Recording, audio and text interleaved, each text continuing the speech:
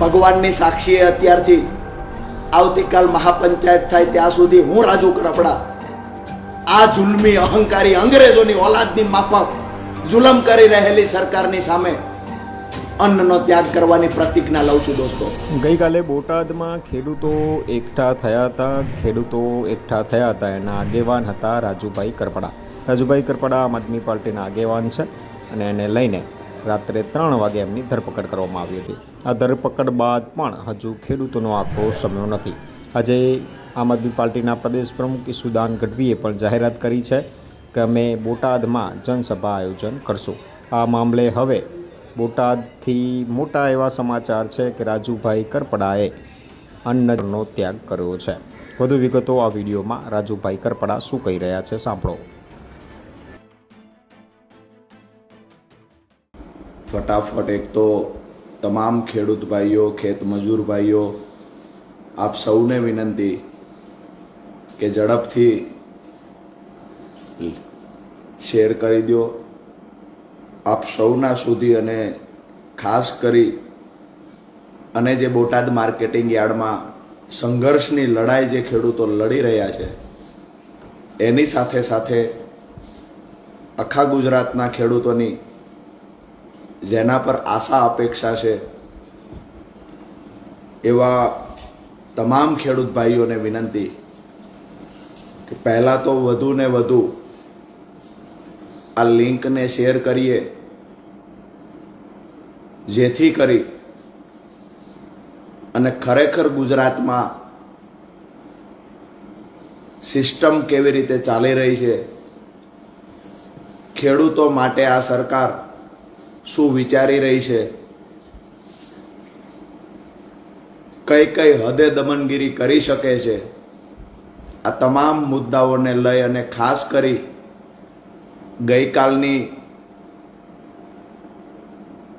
ધરપકડથી લઈ અત્યાર સુધીની તમામ ઘટનાઓનો પર્દાફાશ તો કરીશું, પણ આખો ઘટનાક્રમ ગુજરાતના એક એક નાગરિક સુધી પહોંચાડવાના આપણે સૌ પ્રયત્ન કરીશું। દોસ્તો, પહેલા તો આપ સૌને આપના એક નાના ભાઈ તરીકે જય કિસાન। આપ સૌએ ગઈકાલ સવારથી લઈ આજ દિવસ સુધી અત્યાર સુધી જે ઉતાર ચઢાવનો ઘટનાક્રમ ઘટ્યો એમાં આપ સૌએ જે મને પ્રેમ આપ્યો આ અદ્ભુત હતો। મેં ક્યારેય મારા જીવનમાં એક 35 વર્ષના યુવાનને આટલો પ્રેમ કોઈ ખેડૂત કરે આવું મેં મારા જીવનમાં ક્યારેય નથી જોયું। પહેલા તો બોટાદ જિલ્લાના, બોટાદ આસપાસમાંથી જે ખેડૂતો આ લડાઈમાં સહકાર આપવા માટે પધાર્યા, આ તમામ ખેડૂતોને નતમસ્તક વંદન કરું છું। દોસ્તો, ગઈકાલે આમ તો આ ઘટના ખૂબ લાંબા સમયથી ચાલતી બોટાદ માર્કેટિંગ યાર્ડમાં, ગુજરાતના લગભગ મોટાભાગના માર્કેટિંગ યાર્ડમાં ક્યાંક ને ક્યાંક ખેડૂતોને લૂંટવાનું આયોજનપૂર્વકનું એક ષડયંત્ર ચાલે છે। એમાં સૌથી વધારે ખેડૂતોને લૂંટવાનું ષડયંત્ર ક્યાંય ચાલતું હોય તો બોટાદ માર્કેટિંગ યાર્ડમાં ચાલે છે। બોટાદ માર્કેટિંગ યાર્ડમાં કડદાના બહાના હેઠળ વારંવાર ખેડૂતોને લૂંટવામાં આવે છે। અગાઉ પણ આ મુદ્દે જ્યારે જ્યારે રજૂઆત કરી ત્યારે મૌખિક જવાબ આપવામાં આવતો કે હવે પછી કડદો નહીં થાય, પરંતુ થોડા દિવસ પછી ફરી વખત આ કડદાની સિસ્ટમ ચાલુ થઈ જતી બોટાદ માર્કેટિંગ યાર્ડમાં। બોટાદ માર્કેટિંગ યાર્ડનું આજથી એક નવું નામ આપણે જાહેર કરીએ છીએ, બોટાદ કડદા માર્કેટિંગ યાર્ડ। આ બોટાદ કડદા માર્કેટિંગ યાર્ડમાં વેપારીઓ અમુક કમિશન એજન્ટો અને યાર્ડના સત્તાધીશો સાથે મળી અને વર્ષોથી ખેડૂતોને ત્યાં કડદાના બહાના હેઠળ લૂંટી રહ્યા છે. જ્યારે ખેડૂતોની આ તમામ ફરિયાદ મળી,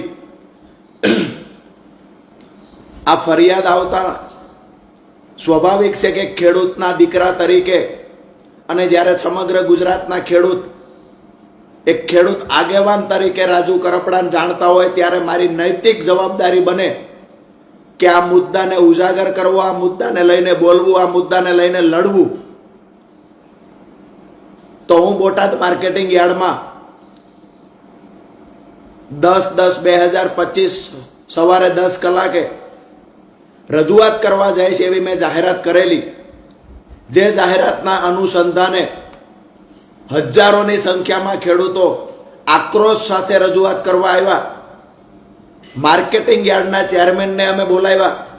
માર્કેટિંગ યાર્ડના ચેરમેનને બોલાવી શાંતિ ગાંધી ચિંધ્યા માર્ગે શાંતિથી અમે રજૂઆત કરી કે ભાઈ ખરેખર અમારી બે માંગણીઓ છે, એકદમ વ્યાજબી માંગણી છે, આ માંગણી અમારી પૂરી થવી જોઈએ. અમારી માંગણી ખેડૂતો માટે એ હતી કે ગુજરાતના કોઈ પણ યાર્ડમાં આટલા મોટા પ્રમાણમાં ખેડૂતો સાથે છેતરપિંડી થતી નથી જેટલી બોટાદમાં થાય છે. અમારી માંગણી એ હતી કે બોટાદ માર્કેટિંગ યાર્ડમાં જે ખેડૂત કપાસ અથવા અન્ય કોઈ જણસ લઈને આવશે, એક વખત હરરાજી થાય એ સમયે વેપારી દ્વારા જેટલા સેમ્પલ લેવા હોય ચેક કરવા એટલા સેમ્પલ લઈને ચેક કરે. ત્યાર પછી એક વખત ભાવ નક્કી થઈ જાય. એક વખત ભાવ નક્કી થઈ ગયો પછી ફરજિયાત ખેડૂતોનો માલ વેપારીએ ખરીદી કરવી પડશે અને જે ભાવ નક્કી થયો એમાંથી એક પણ રૂપિયો ઓછો હિસાબમાં ખેડૂતોને આપવામાં નહીં આવે.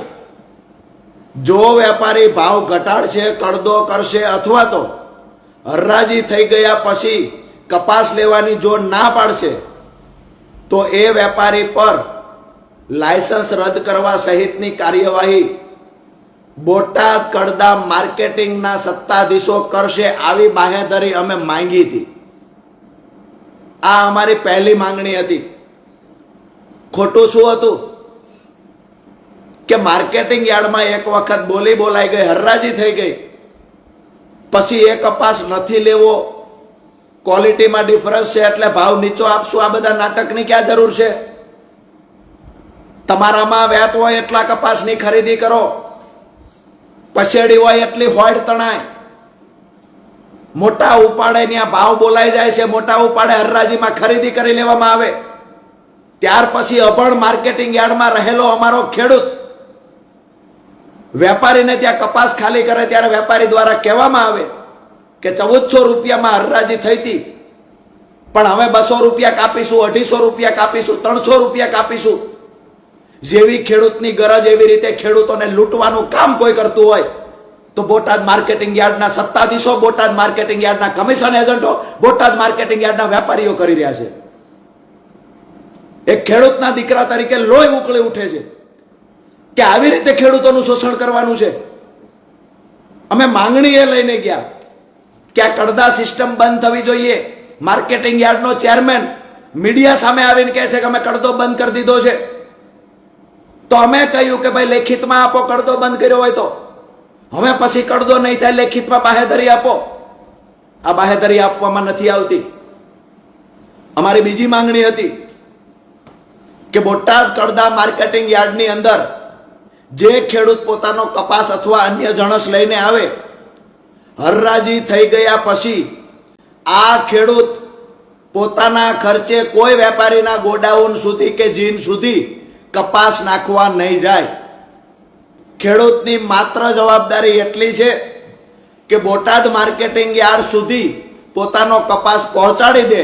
પછી કપાસને ક્યાં લઈ જવો, શું કરવો, એ એક વખત હરરાજી થઈ ગઈ, વેપારીએ ખરીદી લીધો, ત્યાર પછી એ વેપારીએ જોવાનું છે, ખેડૂતે નથી જોવાનું. દુનિયાના કોઈ માર્કેટિંગ યાર્ડમાં મેં આવું નથી જોયું કે હરરાજી થઈ ગયા પછી ખેડૂતને કહેવામાં આવે કે તમારો કપાસ, અમારું જીન, અમારું ગોડાઉન 15 કિલોમીટર 20 કિલોમીટર દૂર છે, ત્યાં તમારો કપાસ પહોંચાડો, આવું ખેડૂતને કહેવામાં આવે. એ ખેડૂતને ભાડું પણ આપવામાં નથી આવતું દોસ્તો.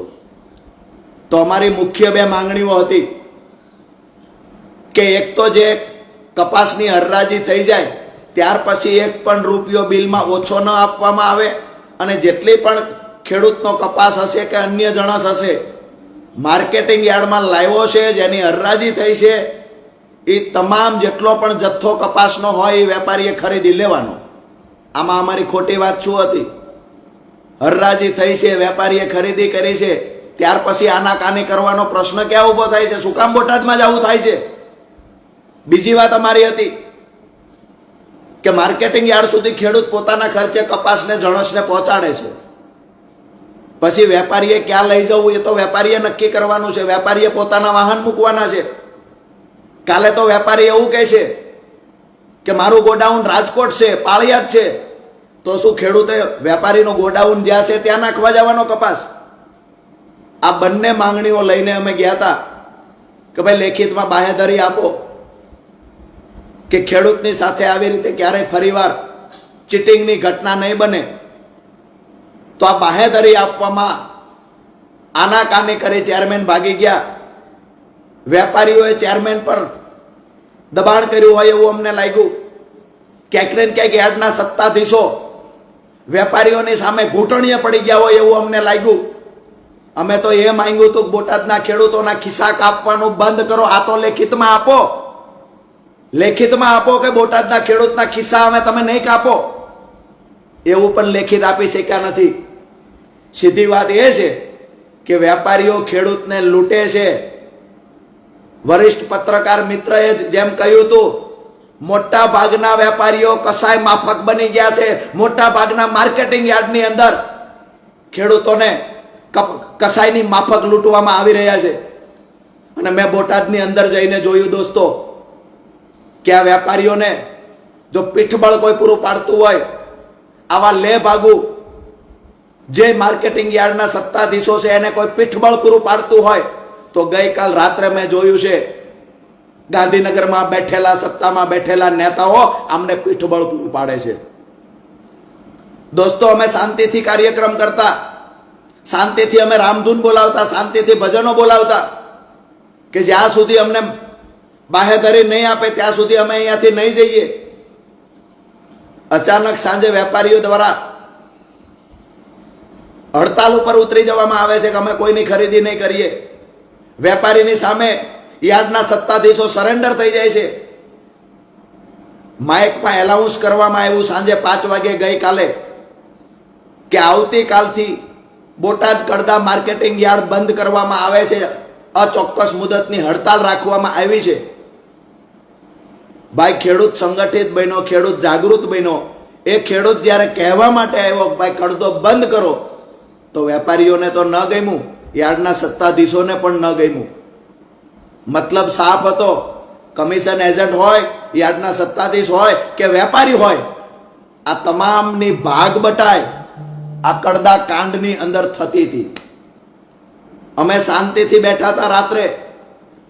અચાનક જ રાત્રે 2:30 થી 3 વાગ્યાના અરસામાં પોલીસ આવે છે.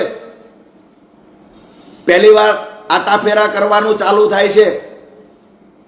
12 થી વધારે ગાડીઓ માર્કેટિંગ યાર્ડમાં આવે છે. અમને સમાચાર મળ્યા કે રોડ પર મોટો પોલીસ બંદોબસ્ત ગોઠવી દેવામાં આવ્યો છે. અમને થયું કે અહીંયા ધરણા પર બેઠા છીએ, આ સંસ્થા ખેડૂતોના બાપની છે. અમારે અહીંયા કોઈ અમે કોઈની પ્રાઇવેટ જગ્યા પર બેઠા નહોતા, નહીતર પણ એવું લાગે કે કોઈ અમારી ફરિયાદ કરે. માર્કેટિંગ યાર્ડ છે એ તો ખેડૂતના બાપની સંસ્થા છે, અને ખેડૂત પોતાના હક અધિકાર માટે પોતાની સંસ્થામાં નહીં બેસી શકે તો ક્યાં બેસી શકે? અમે માર્કેટિંગ યાર્ડમાં શાંતિથી અમારી ટીમ સાથે મોટી સંખ્યામાં ખેડૂતો પણ આવેલા અને ત્યાં બેઠેલા. રાત્રે 2:30 થી 3ના અરસામાં એક સાથે પોલીસનો કાફલો ધસી આવે છે. જે જગ્યાએ અમે હતા ત્યાં આવીને ધક્કામુક્કી કરવામાં આવે છે. એક જ વાત અને એક જ ગોલ સાથે આવે છે કે રાજુભાઈ કરપડા જે જગ્યાએ છે ત્યાંથી એને ઉઠાવી લેવાના છે. હું અભિનંદન આપું છું બોટાદ માર્કેટિંગ યાર્ડમાં રાત્રે રહેલા ખેડૂતોને, સલામ કરું છું એ ખેડૂતોને. ગઈકાલ રાત્રે ખેડૂતોએ કિલ્લાબંધી કરી દીધી પોતાના હાથથી, મને પકડી રાખવાના પ્રયત્ન કર્યા. એક બાજુ પોલીસે, હું શ્વાસ નહોતો લઈ શકતો એવી સ્થિતિમાં હતો, તેમ છતાં ધક્કામુક્કી ચાલુ રાખી. મેં એવું પણ કહ્યું કે મને શ્વાસ લેવામાં તકલીફ પડે છે, ધક્કામુક્કી મહેરબાની કરીને ના કરો. તેમ છતાં ધક્કામુક્કી ચાલુ રાખવામાં આવી. આભાર માનું, જેટલો પણ માનું આભાર એટલો ઓછો છે બોટાદ માર્કેટિંગ યાર્ડમાં રાત્રે મારા સાથે રહેલા ખેડૂતોનો.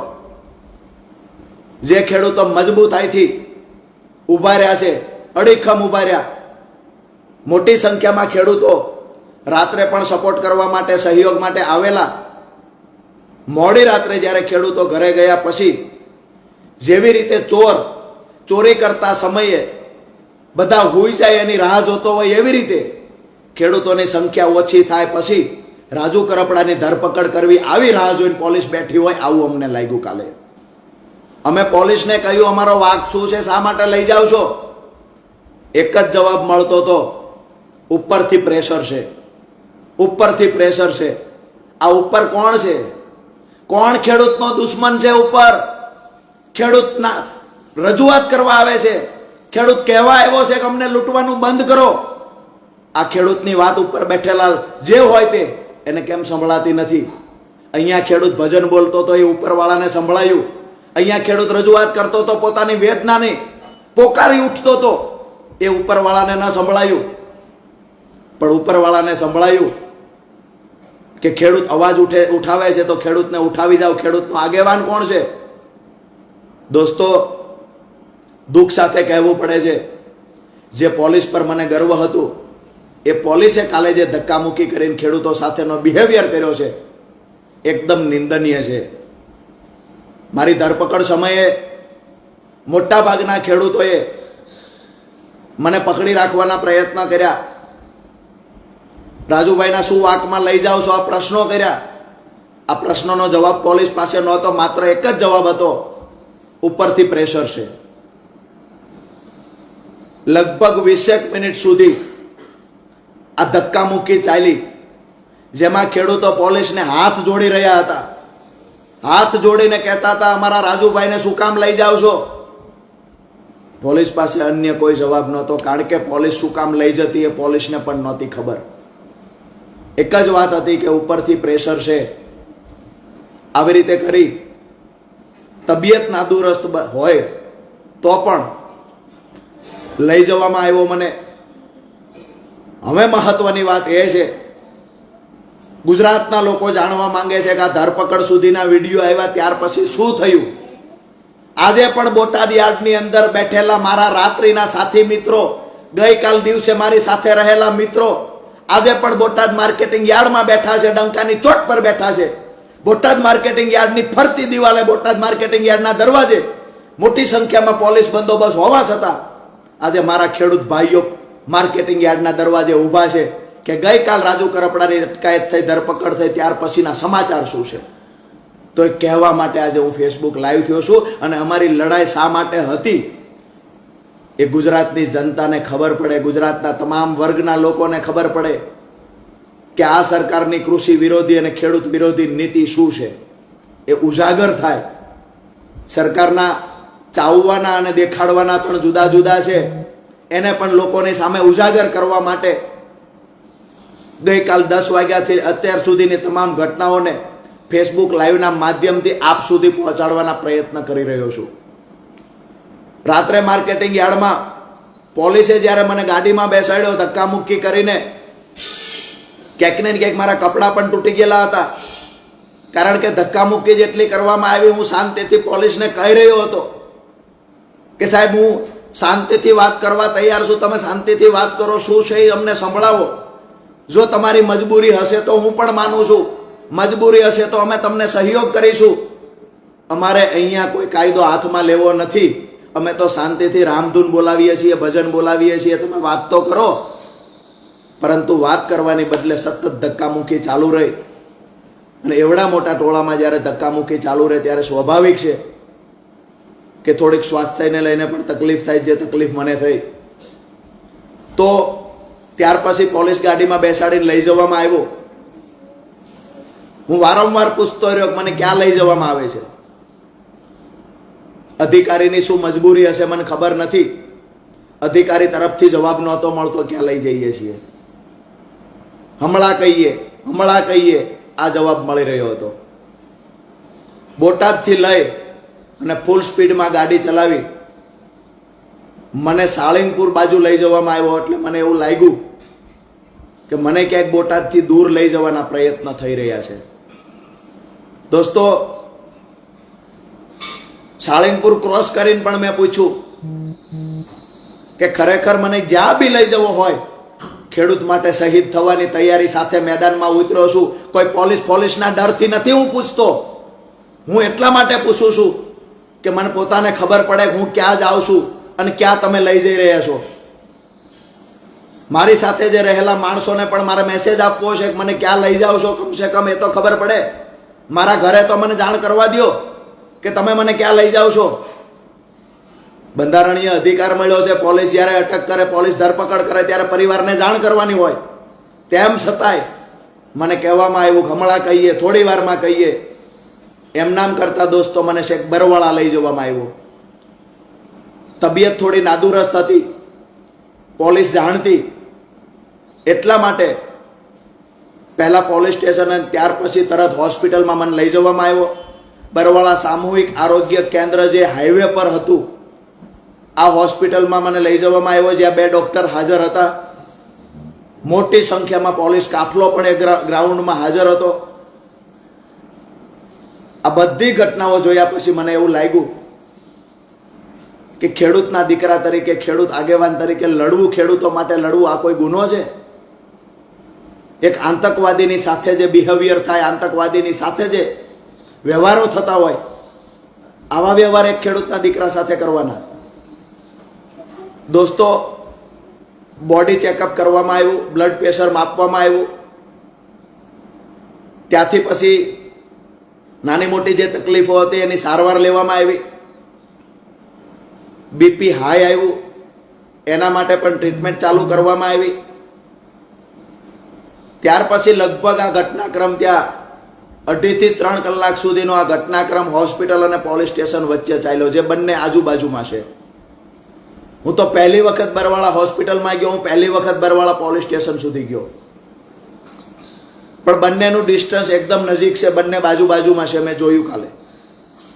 ત્યાર પછી મેં જેને જાણ કરવાનું કીધું એને પોલીસે જાણ કરી, પણ એવી રીતે કરવામાં આવી કે અમે તમને થોડી વારમાં કહીએ છીએ કે રાજુભાઈને ક્યાં લઈ ગયા છીએ. કમ્પ્લીટ જાણ ન કરવામાં આવી. ત્યારબાદ મને કહેવામાં આવ્યું કે તમને અહીંયાથી બોટાદની હદ બહાર મૂકવાના છે. મેં કહ્યું કેમ ભાઈ, મારી રાહ જોઈને માર્કેટિંગ યાર્ડમાં ખેડૂતો બેઠા છે, હું શું કામ જાઉં? મેં એવું તો ગુનાહિત કૃત્ય શું કર્યું છે તો હું બોટાદની હદ છોડીને જતો રહું?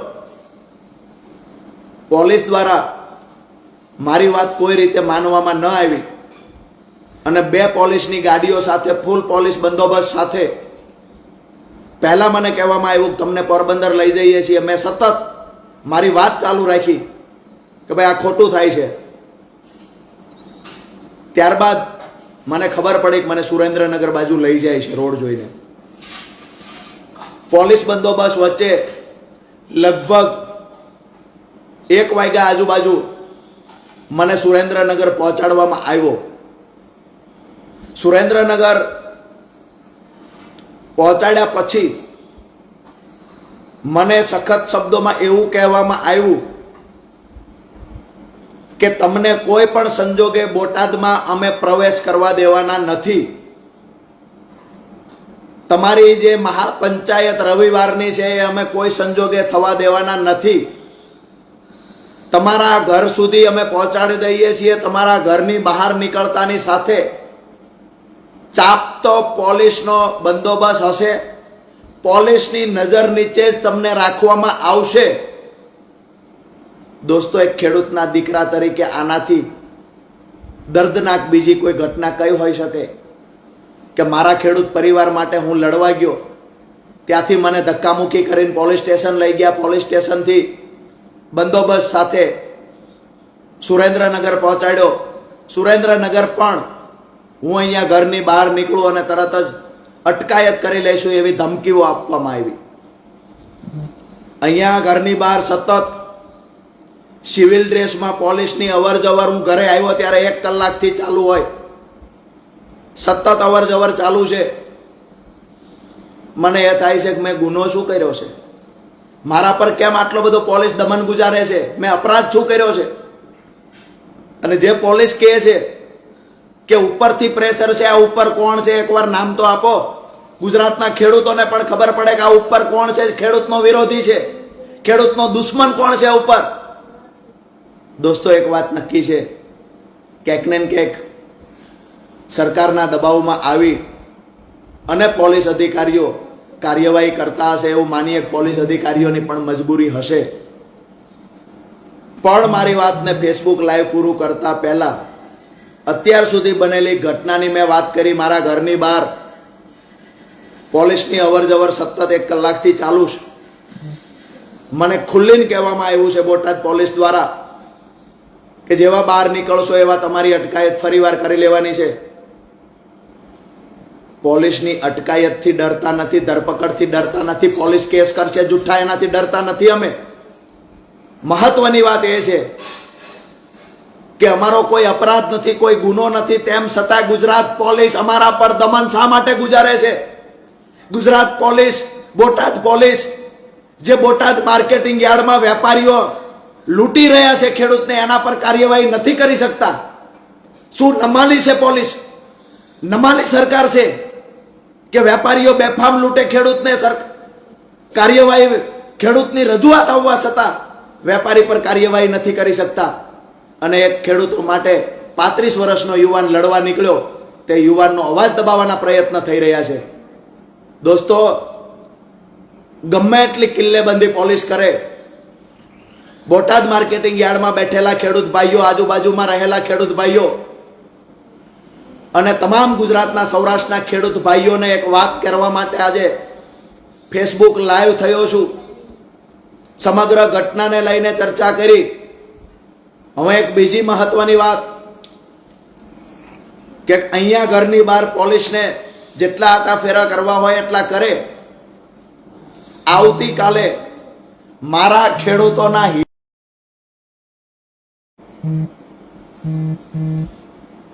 થોડું વચ્ચે નેટવર્ક ઇસ્યુ આવવાના કારણે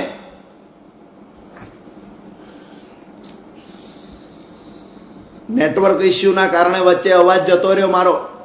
આવતીકાલે ખેડૂત મહાપંચાયત બોટાદમાં થશે, ડંકાની ચોટ પર થશે. જેટલો પણ અવાજ દબાવવાનો પ્રયત્ન પોલીસ કરશે, બમણી તાકાતથી રાજુ કરપડા ફરી એક વખત બોટાદ ખાતે ખેડૂતોની લડાઈને, ખેડૂતોના અવાજને બુલંદ બનાવવા માટે રાજુ કરપડા ફરી આવતીકાલ બોટાદ આવશે. આજે હું જોઉં છું ક્યાં સુધી પોલીસ મને રોકવાના પ્રયત્ન કરે છે. મારી વાત સાફ છે, જ્યાં સુધી કડદો બંધ નહીં થાય ત્યાં સુધી અમારી લડાઈ સતત ચાલુ રહેશે. આવતીકાલે ઈસુદાનભાઈ ગઢવી, પ્રવીણ રામ સહિતના નેતાઓ બોટાદ આવી રહ્યા છે. અત્યારથી જ હું અન્નનો ત્યાગ કરી અને અહીંયા મારા ઘર પર જ્યારે પોલીસ ઘરની બહાર સતત ચાપતી નજર રાખીને બેઠી છે, મને ઘરની બહાર નીકળવા દેવામાં નથી આવતો, બોટાદ પહોંચવા દેવામાં નથી આવતો, ત્યારે મારી પાસે ગાંધી ચિંધ્યા માર્ગે એક જ હથિયાર છે દોસ્તો. ભગવાનની સાક્ષીએ અત્યારથી આવતીકાલ મહાપંચાયત થાય ત્યાં સુધી હું રાજુ કરપડા આ જુલ્મી અહંકારી અંગ્રેજોની ઓલાદની માફક જુલમ કરી રહેલી સરકારની સામે અન્નનો ત્યાગ કરવાની પ્રતિજ્ઞા લઉં છું દોસ્તો.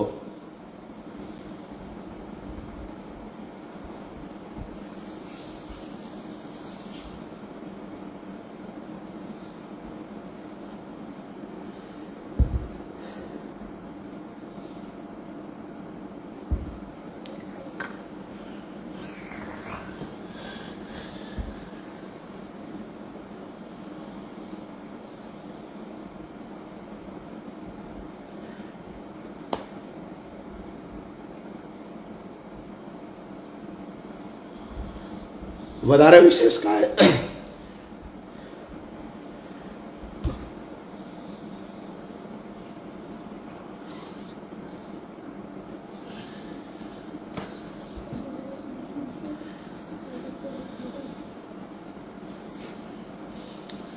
વધારે વિશેષ અમે કાંઈ નથી કહેતો, પણ ખેડૂતો માટે લડવા નીકળ્યા છીએ. જ્યાં સુધી પરિણામ નહીં મળે ત્યાં સુધી આ લડાઈ ચાલુ રાખશું. આપણી વચ્ચેથી રજા લઉં છું. જય કિસાન દોસ્તો.